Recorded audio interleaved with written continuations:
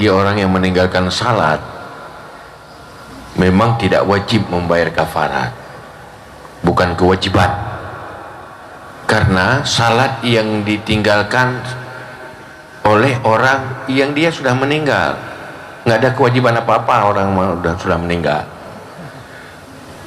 Cuma orang yang hidup ini apa boleh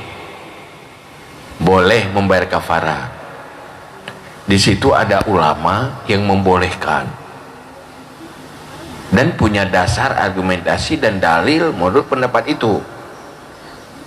Apa ada ayat dan hadis? Bukan ayat dan hadis langsung, karena di dalam menetapkan sebuah aturan dia ada rumusnya. Kalau misalnya dalam Al-Quran dikatakan fala taqul lahuma uffi wa la tanharhuma, itu ada ayat, jangan katakan atau jangan engkau menghardik kedua ibu bapamu. Memang yang dikatakan jangan katakan atau menghardik.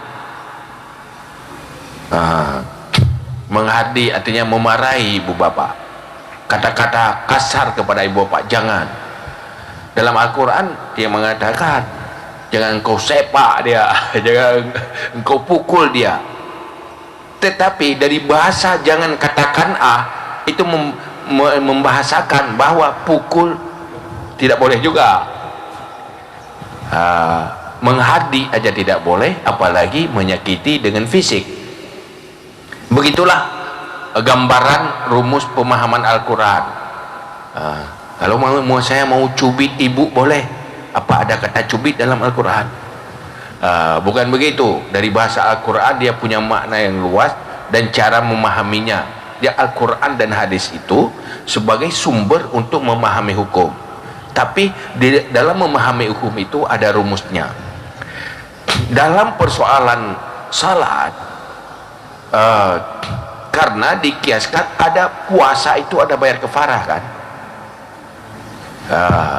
Kalau puasa itu boleh membayarnya, maka mereka mengkiaskan bahwa salat juga boleh, walaupun ada nanti ulama dalam mengisbatkan itu tidak ada. Tapi siapa yang melakukan ada dasar hukumnya.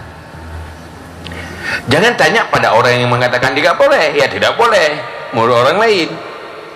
Tetapi yang penting setiap yang dilakukan itu punya dasar hukum.